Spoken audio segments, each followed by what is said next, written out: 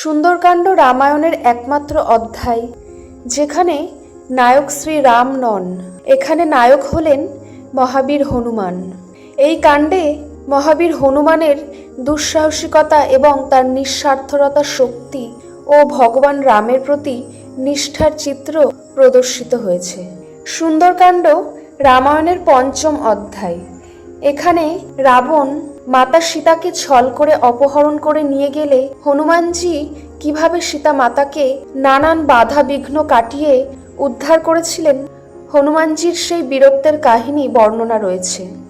এই সুন্দরকাণ্ডের পাঠ শুরু করার আগে প্রিয় দর্শক, আপনারা যারা এই চ্যানেলে নতুন তারা অবশ্যই চ্যানেলটি সাবস্ক্রাইব করবেন।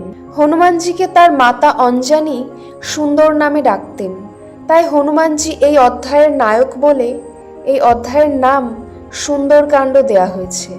সুন্দরকাণ্ডের মুখ্য চরিত্রগুলি হল হনুমানজি, যিনি এই অধ্যায়ের মূল নায়ক; সীতা মাতা, যিনি শ্রীরামের স্ত্রী; প্রভু শ্রীরাম হলেন মূল রামায়ণের নায়ক; এবং রাবণ যিনি সুন্দরকাণ্ড তথা মূল রামায়ণের খলনায়ক; এবং রয়েছেন জাম্বুবান, যিনি ভাল্লুককুলের রাজা।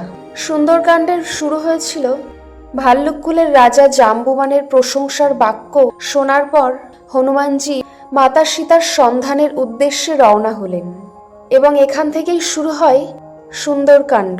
মহাসাগর পার করে লঙ্কায় পাড়ি দেওয়ার পথে হনুমানজির সম্মুখে নানান বাধা সৃষ্টি হয়েছিল, আর সেই সকল বাধা হনুমানজি যেভাবে কাটিয়ে পৌঁছেছিলেন তা হল, হনুমানজি যখন এক লাফ দিয়ে সমুদ্র পার হচ্ছিলেন, কিছুটা যাওয়ার পরেই সমুদ্রের নিচ থেকে উঠে আসে মৈনাক পর্বত। দেবরাজ ইন্দ্র এই পর্বতকে মহাসাগর থেকে বেরিয়ে আসার পরামর্শ দিয়েছিলেন, যাতে শ্রী হনুমান সমুদ্রের মাঝে পাহাড়ে বিশ্রাম নিতে পারে। যদিও হনুমান মৈনাকের অনুরোধ মেনে নিয়েছিলেন, তবে তিনি বিশ্রাম নেননি, কারণ তিনি মনে করেছিলেন এটি তার যাত্রায় একটি বাধা, এবং সে যদি এখানে বিশ্রাম নেন তাহলে লঙ্কায় পৌঁছতে তার বিলম্ব হয়ে যাবে। এই বাধা কাটিয়ে যখন হনুমানজি সমুদ্রের উপর দিয়ে যাচ্ছেন, তখন স্বর্গের সমস্ত দেবতা হনুমানজির প্রজ্ঞা, জ্ঞান ও শক্তির পরীক্ষা করার জন্য তারা নাগমাতা সুরসাকে পাঠিয়েছিলেন। সুরসা দৈত্যাকার রাক্ষসীর রূপ ধারণ করে হনুমানজির পথ আটকে দেন এবং বলেন যে কেউ এই পথ দিয়ে যেতে গেলে তার মুখের ভেতর থেকে বেরিয়ে তবেই যাওয়া যাবে।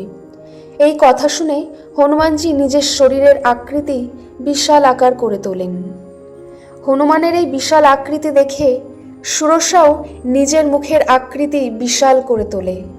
এইবার মহাবীর হনুমান হঠাৎ করে নিজেকে তার ক্ষুদ্র অবতার ধারণ করেন এবং তার মুখের মধ্যে প্রবেশ করে তার নাক দিয়ে বেরিয়ে আসেন।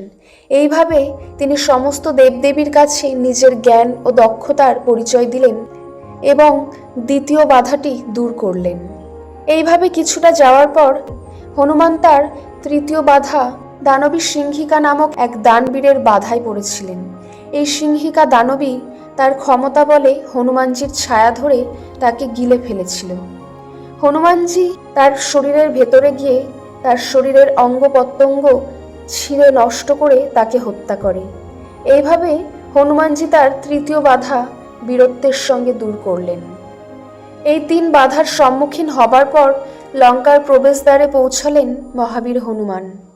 হনুমানজি রাতে সবার অলক্ষ্যে লঙ্কায় প্রবেশ করার পরিকল্পনা করলেন। পরিকল্পনা অনুযায়ী হনুমানজি রাতে যখন লঙ্কায় প্রবেশ করতে যাবেন, তখনই তিনি লঙ্কার অতন্দ্র প্রহরী রাক্ষসী লঙ্কিনীর সম্মুখীন হন। তিনি হনুমানকে জিজ্ঞাসাবাদ করেন, কিন্তু যখন তিনি বুঝতে পারেন যে তিনি একজন অনুপ্রবেশকারী, তখন তিনি তাকে আক্রমণ করেন এবং সেই লড়াইয়ে লঙ্কিনী পরাস্ত হন। এরপর হনুমানজি যখন মাতা সীতার সন্ধানে লঙ্কার রাজপ্রাসাদের আশেপাশে ঘুরে বেড়াচ্ছেন, তখনই তার বিভীষণের সাথে দেখা হয়। তিনি তাকে সীতার গোপন অবস্থা সম্পর্কে জানান। বিভীষণ রাক্ষসরাজ রাবণের ভ্রাতা হলেও তিনি কোনোভাবেই রাবণ দ্বারা সীতার অপহরণ মেনে নিতে পারেননি। তাই তিনি রাবণের পক্ষ ছেড়ে রামের পক্ষে চলে যান এবং হনুমানজিকে জানান যে মাতা সীতাকে কোথায় বন্দি করে রাখা হয়েছে। এই কথা শোনার পর মহাবীর হনুমান অশোক ভাটিকার দিকে রওনা হন। এরপর হনুমানজি মাতা সীতার সাথে সাক্ষাৎ করেন। হনুমানজি দেখলেন মাতা সীতাকে ঘিরে রয়েছে অনেক রাক্ষসীরা। একই সাথে রাবণ অশোক ভাটিকায় প্রবেশ করে মাতা সীতাকে ভয় দেখানোর চেষ্টা করছেন এবং তাকে বিবাহ করার জন্য জোর করছেন, কিন্তু সীতা মাতা তা প্রত্যাখ্যান করেন। রাবণ রাগান্বিত হয়ে তাকে হত্যা করার জন্য সীতার দিকে এগিয়ে গেলে রাবণের স্ত্রী তাকে বাধা দেন। এরপর হনুমানজি শ্রীরামের একজন বার্তাবাহক হিসেবে সীতামাতার সামনে উপস্থিত হলেন এবং প্রভু শ্রীরামের একটি আংটি সীতামাতাকে উপস্থাপন করলেন। মাতা সীতা হনুমানকে জিজ্ঞাসা করলেন যে তার স্বামী রামজি, ভ্রাতা লক্ষ্মণজি কেমন আছেন। হনুমানজি তাকে উত্তর করলেন যে দুজনেই শারীরিকভাবে সুস্থ আছেন, কিন্তু তাদের মনে প্রচুর দুঃখ। হনুমানজি তাকে শ্রীরামের বার্তা দিলেন, ও হে সীতে, তোমার চলে যাওয়া আমাকে খুব অসুখী করেছে। সব কিছু এতটাই অকেজ বলে মনে হচ্ছে যেন গাছের নতুন পাতা আগুনের মতো দেখায় এবং রাতগুলি গাঢ় অন্ধকার মনে হয়। রাতের চাঁদ কেবল একটি ছোট্ট তারা দেখায়। বাতাস গরম এবং বিষাক্ত বোধ হয়। যে জিনিসগুলি তখন প্রচুর আনন্দ প্রদান করত, সেগুলি এখন প্রচুর ব্যথা দেয়। আমার দুঃখ ভাগ করে নেওয়ার মতো কেউ আর নেই। তোমার আমার ভালোবাসার গভীরতা কেউ জানে না, কেবল আমার মন তা জানে, এবং সেই মনটি রয়েছে তোমার কাছে। শ্রীরামের এই বার্তা শুনে সীতামাতা সংশয় প্রকাশ করলেন। রাবণের মতো এক শক্তিশালী রাক্ষসের সঙ্গে সামান্য এক বানর কিভাবে লড়াই করতে পারে? হনুমানজি মাতা সীতার এই সন্দেহ দূর করতে তার সত্যিকারের বৃহৎ এবং শক্তিশালী রূপ ধারণ করলেন। হনুমানজি সীতার কাছ থেকে অনুমতি নিয়ে অশোক ভাটিকার গাছ থেকে ফল খেতে শুরু করলেন। সমস্ত ফুল ভেঙে গাছ উপড়ে ফেলে, এমনকি রাবণের কয়েকজন সৈন্যকে হত্যা করে তিনি সেখান থেকে ত্রাস সৃষ্টি করলেন। খবরটি খুব তাড়াতাড়ি লঙ্কার রাজা রাবণের কাছে পৌঁছে যায়। রাবণ তার সৈন্যবাহিনী প্রেরণ করে হনুমানজিকে নিয়ন্ত্রণ করার সর্বাত্মক চেষ্টা করেছিলেন। প্রথম অবস্থায় সকলে সব প্রচেষ্টায় ব্যর্থ হলে রাবণ অত্যন্ত বিরক্ত হয়ে তার পুত্র মেঘনাদকে হনুমানজিকে আটক করে আনতে পাঠায়। তাকে আটক করে রাখার জন্য মেঘনাদ হনুমানজির বিরুদ্ধে ব্রহ্মাস্ত্র এবং নাগপাশ অস্ত্র ব্যবহার করতে বাধ্য হন। এরপর হনুমানজিকে আটকে রাবণের দরবারে নিয়ে যান। হনুমানজি রাবণের দরবারে রাবণকে বলেছিলেন যে তিনি ভগবান শ্রীরামের একজন বার্তাবাহক, যার স্ত্রী প্রতারণার শিকার হয়ে আপনার কাছে আটকে আছে। হনুমানজি রাবণকে বলেন যে তিনি যেন সসম্মানে সীতা মাতাকে ছেড়ে দেন, তাহলে শ্রীরাম তাকে ক্ষমা করবেন, কারণ তিনি করুণার সাগর। আরও বললেন যে তিনি যদি শ্রীরামের বিরুদ্ধে যান তবে শিব, বিষ্ণু ও ব্রহ্মা তাকে সাহায্য করবেন না। হনুমানজি এসব বলে রাবণকে নিজের অহংকার ত্যাগ করতে বলেছিলেন এবং ভক্তি, জ্ঞান ও বৈরাগ্য সম্পর্কে প্রচুর উদাহরণ দিয়েছেন, যা রাবণ এক গর্বিত সুরে উত্তর দিয়েছিল যে একজন জ্ঞানী বানরকে আটক করা হয়েছে। এসব কথা শোনার পর রাবণ মহাবীরের হনুমানের লেজ আগুনে পুড়িয়ে দিতে আদেশ দেন। এইভাবে যখন হনুমানজির লেজে আগুন জ্বালিয়ে দেয়, তখন হনুমানজি লঙ্কার এক প্রাসাদ থেকে আরেক প্রাসাদে লাফিয়ে লাফিয়ে পুরো লঙ্কা নগরীতে আগুন ধরিয়ে দেন। এরপর হনুমানজি মাতা সীতার সাথে সাক্ষাৎ করেন এবং কিষ্কিন্ধায় শ্রীরামের কাছে ফিরে যেতে অনুমতি চান। সীতা তার একটি হাতের চুড়ি বের করে হনুমানজিকে রামের জন্য দিয়েছিলেন।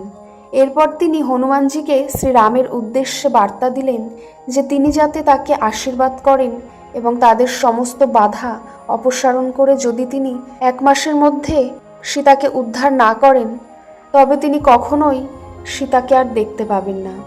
হনুমানজি কিষ্কিন্ধায় ফিরে গেলেন। শ্রীরাম হনুমানকে প্রথমে আলিঙ্গন করলেন। এরপর হনুমানজি সীতা মাতার সেই বার্তা প্রভু রামের কাছে জানালেন এবং তিনি বললেন যে তিনি যখন 3 জগতের প্রভু, তখন কেন তিনি তার স্ত্রীকে উদ্ধার করতে এত দেরি করছেন।